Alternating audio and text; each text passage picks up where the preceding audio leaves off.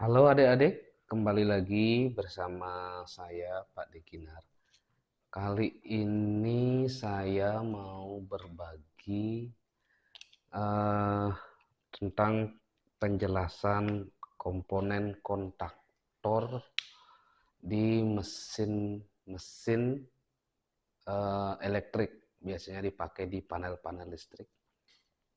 Nah, di depan saya ini sudah ada dua kontaktor yang eh, mereknya berbeda. Satu Schneider, yang satu ini kalau nggak salah Mitsubishi punya tipenya. Nah, pada prinsipnya cara kerjanya itu sangat simpel ya teman-teman. Nanti adik-adik engineering wajib tahu ya cara kerjanya.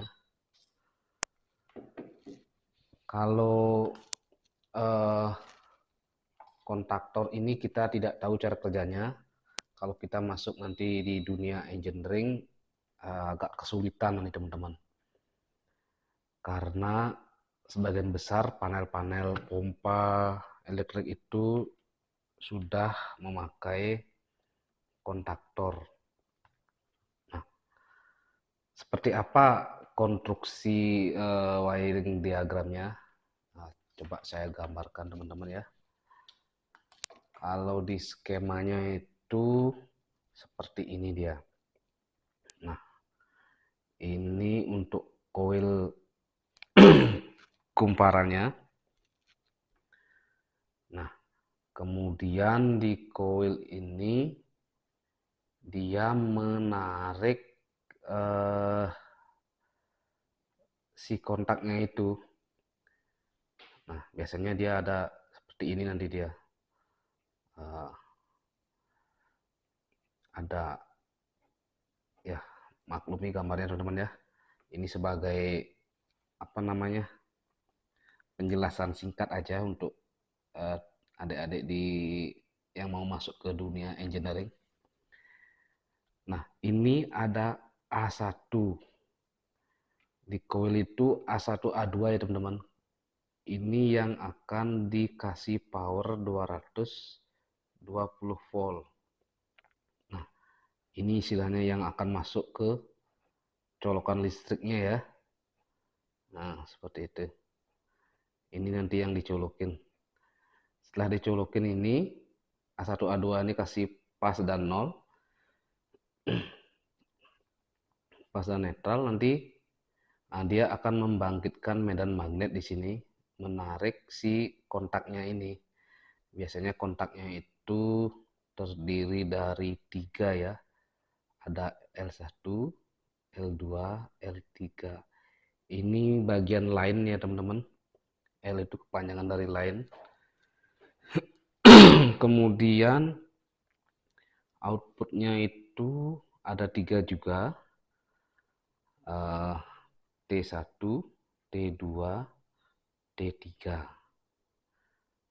Nah, ini ketika kita kasih power 220, kontaknya ini L1, L2, L3 ini akan tersambung dia. Nah, sama dengan istilahnya ini, kontaknya ini normally close ya, NC dia. Nah, teman-teman kalau mau dipakai switch di sini, pensaklaran secara elektrik, ini teman-teman masukkan powernya, kemudian nanti keluarnya lewat sini, baru dihubungkan ke pompa misalkan. Ini masuk, ini dikasih netral seperti itu. Berjalanlah si kontaktor ini untuk pensaklaran biasa seperti itu. Nah, kalau teman-teman mau menggunakan lagi apa, ke tipe panel yang lebih dalam, teman-teman bisa manfaatkan ini apa namanya, saklar atau tombol dari si NO-nya. Tombol NO itu biasanya kodenya itu 13 sama 14. Tapi teman-teman kalau untuk di wiring diagram baru biasanya dipakai ini ya, untuk membaca wiring diagram. Intinya pahami dulu teman-teman NC sama NO-nya aja. Ketika dia hidup, si terminal NO ini dia akan open. NO itu normally open terbuka, dia lepas, dia saklarnya tidak tersambung gitu. Si NC inilah yang akan tersambung, normally close dia ketika dia kita colokkan seperti itu. Nah, seperti itu. Terus nah, setelah kita pahami bagian-bagian ini, NC dan NO-nya, nanti teman-teman bisalah membuat suatu pensaklaran apa, kayak panel apa, kontrol apa, seperti itu. Jadi untuk lebih paham lagi, kontaktor ini misalkan teman-teman punya yang bekas gitu, ini hidup apa enggak gitu, kita bisa ukur ya teman-teman, biar nggak keliru. Nah, di A1 sama A2 ini kan dia koilnya. Nah, kita cari di baut terminal A1 sama A2, kita bisa ukur pakai alat ukur, entah itu tak ampere, avometer, bisa pakai di skala ohm teman-teman. Ini pakai di buzzernya boleh juga. Baru kita ukur A1 sama A2-nya. Biasanya dia menunjukkan resistansi berapa. Nah, seperti ini kita ukur A1 A2, dia di 511 ohm. Berarti kontaktor ini masih bagus, seperti itu. Nah, untuk menentukan NC-nya, NO-nya, biasanya kan kalau dia dalam kondisi mati, si NO ini tersambung teman-teman. Nah, kita coba ukur. Nah, ini untuk menentukan si kontak-kontaknya ini masih berfungsi apa tidak, seperti itu. Si NO-nya normally open, ini tidak tersambung, ini rusak berarti NO-nya. Terus kalau yang ini NC, oh ini ada tombol NO. Ya, ini rusak juga ini. Berarti seharusnya bunyi dia teman-teman, tit gitu nanti. Tombol NO-nya apa namanya, terminal dari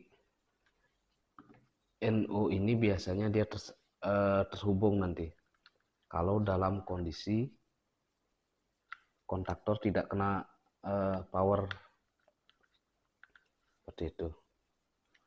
Nah, si A1 A2 ini koilnya teman-teman, dia mempunyai resistansi. Nah, seperti itu. Pertama kita pahami dulu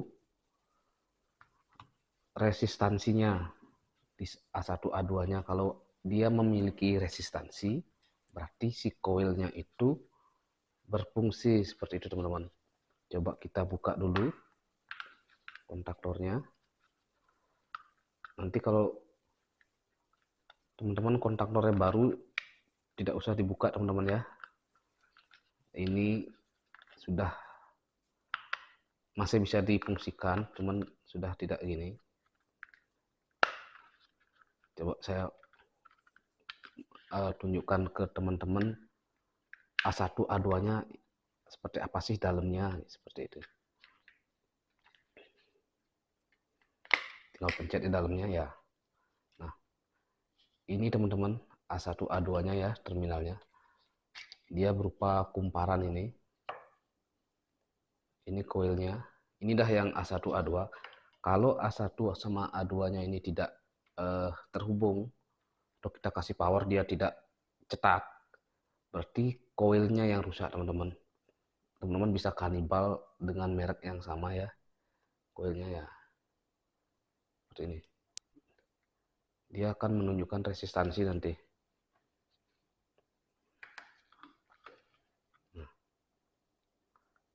Nah ini koilnya 512 ohm.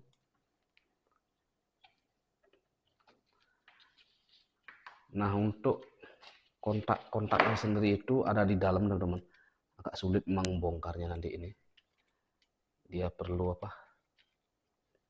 Dicongkel nanti dia dalamnya. Intinya teman-teman pahami terminal A1 dan A2 itu yang menghidupkan si kontaktor ini seperti itu. Biasanya kalau panel itu ada selektor switch. Nah, selektor switch itu biasanya kalau panelnya yang biasa langsung dipotong A1 A2. Kalau panelnya sudah untuk kontrol star delta yang lain itu nanti asa NO-nya ini wajib dipakai teman-teman. Dia akan dihubungkan ke relay nanti tambahannya. Sama teman-teman, apapun mereknya nanti, kalau prinsipnya kita tahu, kita tidak akan bingung teman-teman. Kayak ini kan beda merek nih, A1 A2-nya dia berdampingan. Nah, ini A1 A2-nya berdampingan. Kita ukur. Sama ini hampir mendekati 582 ohm di alat ukur. Nah, yang tadi itu, nah koil yang saya gambar ini, nah ini dah dia teman-teman. Seperti ini dia. Nah, ini gulungannya, ini A1, ini A2-nya seperti itu. Nanti baru yang ini, yang seperti ini kontak-kontaknya itu ada T1, T2, T3 untuk outputnya yang kita kasih line nanti biar nggak kebalik. Ingat teman-teman ya, di line-nya, di L-nya ya. Seperti itu. Kalau yang tipe ini, Mitsubishi ini, dia berdampingan A1 A2-nya. Kalau yang tipe Schneider, dia depan belakang. Pada prinsipnya sama. Nah, ini koilnya, ini terminalnya berdampingan antara A1 A2. Kalau yang merek Schneider ini,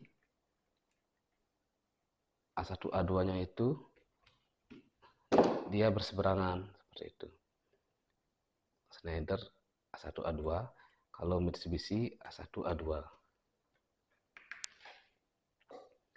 Nah, sama aja nanti kita ukur. Nah, ini dah seperti ini bentuknya, ini koilnya. Ini A1, A2-nya. Nah, kita ukur. Dia akan menunjukkan resistansi di 583 ohm.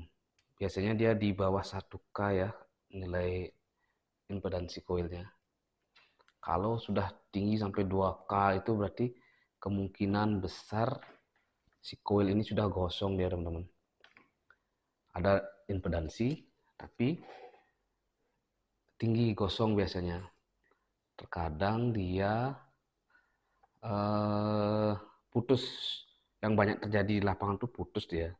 Diukur udah nggak mau, meskipun kontak-kontaknya masih bagus, dia tidak akan bisa menarik si kontak itu, karena dia kan harus menghasilkan medan magnet yang mampu menarik si kontak-kontak ini, si magnetik ini yang digerakkan. Seperti itu. Itu aja teman-teman penjelasan dasar tentang kontaktor. Mudah-mudahan bisa dipahami. Kurang lebihnya kita saling bantu teman-teman, bukannya mengajari di sini. Terima kasih teman-teman.